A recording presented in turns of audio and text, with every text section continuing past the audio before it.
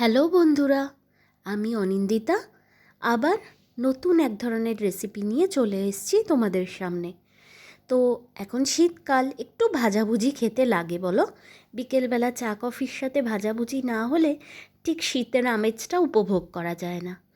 তো তাই জন্য আজকে দেখাচ্ছি তোমাদের ভেটকি মাছের ফিশ ফ্রাই আর ফিঙ্গার। ভেটকি মাছের ফিলে কেটে এনেছিলাম, তো ওটাকে একটু লেবু দিয়ে, একটু কাঁচা লঙ্কা বাটা দিয়ে, একটু রসুন বাটা দিয়ে মেখে মিনিট 15-র জন্য রেখে দেব। তাহলে কি হবে, এই লেবু আর রসুন বাটাটা লাগিয়ে রাখলে অনেক সময় মাছের একটা আষ্টানি গন্ধ থাকে, সেই গন্ধটা আর লাগবে না। মিনিট 10-15 রাখলেই হবে। এবার অন্যদিকে একটা পাত্রের মধ্যে 1 হাতার মতন আমি নিলাম ময়দা আর হাফ হাতার মতো কর্নফ্লাওয়ার, আর নিচ্ছি একটু লঙ্কার গুঁড়ো, একটু নুন, একটু গোলমরিচ। এবার জল দিয়ে একটা ডিম দিয়ে একটা ব্যাটার বানাবো। তো আমার ডিম ফেটিয়ে দেওয়াটা দেখাতে পারিনি, যেহেতু এক হাতে ক্যামেরা নিয়ে আমি করি। ডিমটা কিন্তু অবশ্যই দেবে। দিয়ে একটা পাতলা, মানে সেমি লিকুইড আর কি, ব্যাটার বানিয়ে নেব। অন্যদিকে বিস্কুটের গুঁড়ো নিয়েছি, তার মধ্যে একটুখানি ব্রেড ক্রাম্ব দিয়েছি। আর যেই মাছগুলোকে ম্যারিনেট করে রেখেছিলাম রসুন দিয়ে, লঙ্কা আর লেবুর রস দিয়ে, ওর মধ্যে এবার পাশলে, পুদিনা আর ধনে পাতার একটা পেস্ট মাখিয়ে দিচ্ছি। তো ওই পেস্টের রেশিওটা তোমাদের বলি, যতটা ধনে পাতা নেবে তার থেকে অর্ধেক নেবে পুদিনা পাতা, পাশলে পাতা, আর তার অর্ধেক নেবে ধনে পাতা, দিয়ে পেস্টটা মিক্সিতে বানিয়ে নেবে। আর নুনটা একটু যে যার পছন্দ মতন দেবে। এইবার বিস্কুটের ওই ঘোলের মধ্যে ডিপ করে বিস্কুটে কোট করে চেপে চেপে শেপ দেব। এবার অরিজিনাল ভেটকি মাছের ফিলেগুলো একটু ব্যাকা, মানে পুরো আনইভেন্ট হয় আর কি। তো সেটাকে একটু শেপ দেওয়ার চেষ্টা করবে মোটামুটি চেপে ধরে।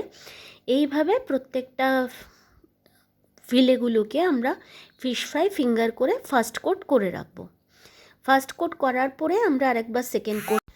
তো ফিঙ্গার আর ফ্রাইগুলোকে আমি ফার্স্ট কোট করে রেখেছি। তো এবার সেকেন্ড কোট করব। ওই বিস্কিটের গুঁড়োর মধ্যে এবার ব্রেড ক্রাম্ব দেবো। সেকেন্ড কোটে ব্রেড ক্রাম্বটা বেশি দিলে ক্রাঞ্চিনেসটা বেশি আসে। এবার নুন গোলমরিচ, যদি মনে করো তোমরা একটু নুন গোলমরিচ বেশি খাও, দেবে। দিয়ে আবার ওই লিকুইডটা ডিপ করে এবার হালকা করে কোট করব। বেশি কোট করলে বেশি মোটা হয়ে যাবে কোটিংটা, হালকা করে কোট করলেই হবে। তো বন্ধুরা, আমি তোমাদের যতটা আমি আর কি পারি সেই রকম বিভিন্ন রকম রান্নার রেসিপি তোমাদের সামনে নিয়ে আসছি। তো তোমরা প্লিজ বলো তোমাদের কেমন লাগছে। তো অনুপ্রাণিত হলে আরও নতুন নতুন কিছু করার চেষ্টা করব। তো তোমরা অবশ্যই জানাবে লাইক, কমেন্ট, শেয়ারের মাধ্যমে। আর ভালো লাগলে শেয়ার করে দেবে। আর লাইক কমেন্ট তো অবশ্যই করবে। কমেন্ট করলে আমি বুঝতে পারবো ভালো লাগছে কি লাগছে না। তো যাই হোক, এবার কড়াইয়ে বেশ পরিমাণে, মানে একটু বেশি ডুবো তেলে ভাজতে হয়, সাদা তেল দিয়ে নিয়েছি। তেলটা গরমটা হয়ে গেলে, ভালো মতো গরম হলে গ্যাসের ফ্লেম কমিয়ে ধীরে সুস্থে আস্তে আস্তে ফিঙ্গারগুলো ফার্স্টে ভেজে নিলাম।